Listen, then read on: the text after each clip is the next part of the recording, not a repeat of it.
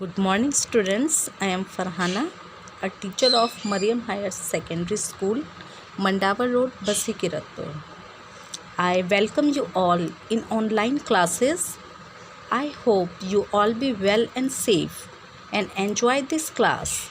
I'll try my best to make you understand. So let's start. As you can see, this is a book of Standard 7th. This is the book of English Reader.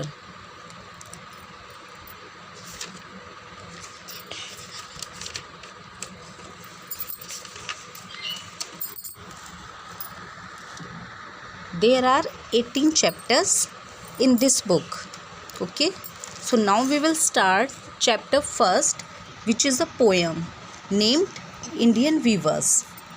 Indian Weavers मतलब भारतीय Weaver किसे कहते हैं, जो कपड़ा बुनता है, यानी जुलाहा. तो जैसा नेम सजेस्ट कर रहा है, ये जो पोएम है हमारी वो भारतीय जुलाहों के बारे में है, इंडियन वीवर्स. और इस पोएम की जो पोएटेस हैं वो हैं सरोजिनी नायडू.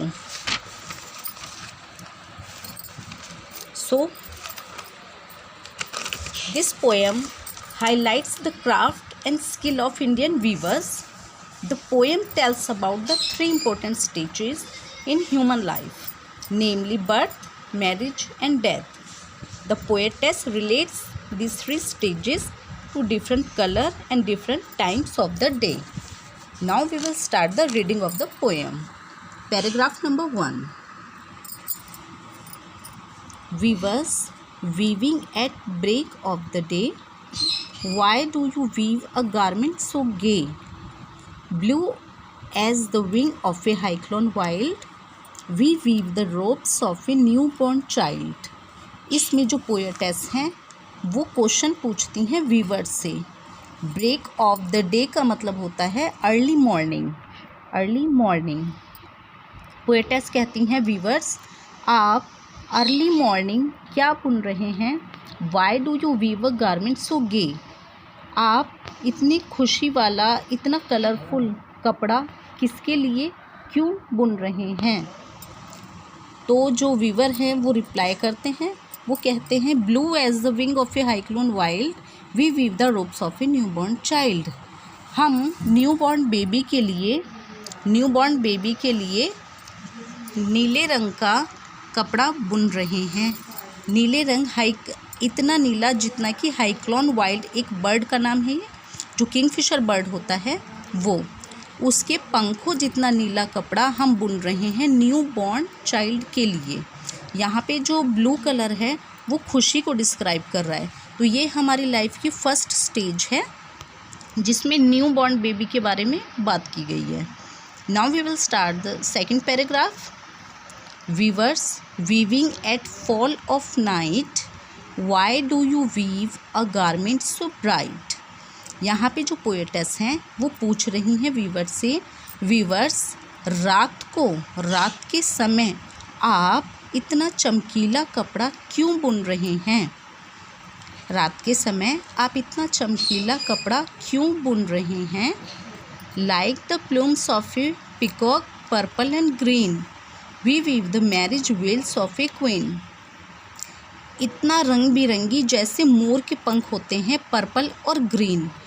यहाँ पर दो कलर बताए गए हैं, पर्पल एंड ग्रीन कलर का जो कपड़ा है वो मोर के पंखों में जो कलर होते हैं ग्रीन एंड पर्पल, उसकी तरह हम बुन रहे हैं शादी का नकाब, यानी घूंघट, रानी की शादी का घूंघट. तो यहाँ पर जो सेकंड स्टेज है वो यूथ को डिस्क्राइब कर रही है, जवानी.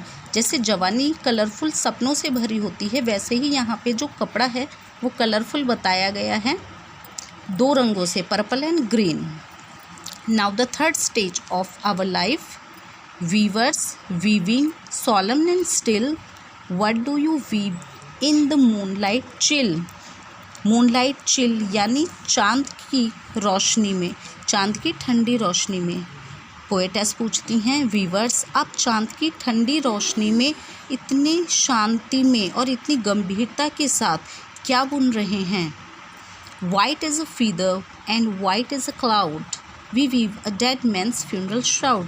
इतना सफ़ेद जितना कि एक पंख, इतना सफ़ेद जितना कि एक बादल, इतने सफ़ेद रंग से हम बुन रहे हैं एक मरे हुए आदमी का कफन। तो ये लाइफ की वो स्टेज है जिसमें हमारी लाइफ का अंत हो जाता है। तो उसको वाइट कलर से डिस्क्राइब किया है। वाइट कलर बिल्कुल शांति का प्रतीक होता है। तो यहाँ पर जो व्यूवर्स हैं वो बिल्कुल शांति के साथ मरे हुए इंसान के लिए कफन बुन रहे हैं। तो ये पोएम डिस्क्राइब करती हैं हमारी लाइफ की 3 स्टेजेस को। It describe the 3 stages of a human life. It's birth, marriage and death.